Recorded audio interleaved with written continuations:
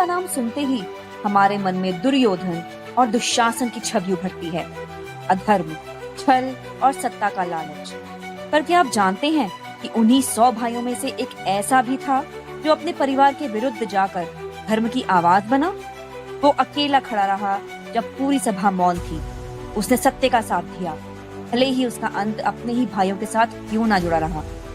कभी कभी इतिहास की राहों पर ऐसे नाम मिलते हैं जिनकी तलवारें उतनी चमकती नहीं जितना उनका विवेक। वे भले ही विजेता ना बने हों, लेकिन उनके निर्णय, उनके शब्द और उनका साहस समय की धूल को चीरकर आज भी गूंजते हैं। ये कथा है ऐसे ही एक औरत की जो अपने 100 भाइयों से अलग था, जिसने धर्म को पहचाना, सत्य के लिए आवाज उठाई और अंत तक अपने विवेक से समझौता नहीं किया। ये है उस भूले बिसरे योद्धा की गाथा जिसे इतिहास ने कभी मुख्य कथा में स्थान नहीं दिया। ये है युग युग के महायोद्धा का 10वां अध्याय, विकर्ण। हस्तिनापुर का राजमहल, उस स्थान जहां सत्ता, वैभव और षड्यंत्र एक साथ पनपते थे।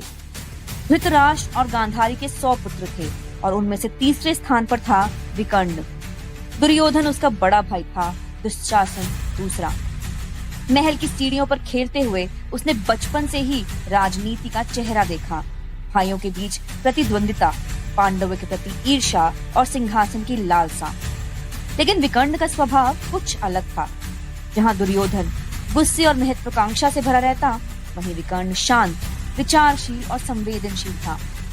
उसने द्रोणाचार्य और भीष्म से अस्त्र शास्त्र सीखे, गदा युद्ध, धनुर्विद्या और रथ युद्ध की कला में वो कुशल था। भीष्म ने कभी कहा था, ये बालक अपने भाइयों से भिन्न है, इसके भीतर धर्म का बीज है। 100 भाइयों के बीच वो अक्सर अकेला पड़ जाता। दुर्योधन और कर्ण का घनिष्ठ संबंध था, दुशासन उसका साया बना रहता। लेकिन विकर्ण के लिए सबसे बड़ा मित्र उसका स्वयं का विवेक था। यही कारण था कि आगे चलकर उसने वो काम किया जो पूरे कुरुवंश में कोई और न कर सका, सभा में धर्म की आवाज उठाना। महाभारत का सबसे कलंकित अध्याय था द्यूत सभा। शकुनी के पास पासे की चालाकी थी और युधिष्ठिर के भीतर धर्म का मोह। एक एक करके उन्होंने अपना राज्य, अपना धन, अपने भाई, यहाँ तक कि स्वयं को भी हार दिया। अंत में दुर्योधन ने कहा, अब द्रौपदी को दांव पर लगाओ।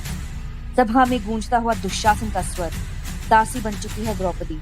और फिर वही दुशासन उसे खींचते हुए सभा में ले आया। द्रौपदी रोई, चिल्लाई, क्या धर्म यही है?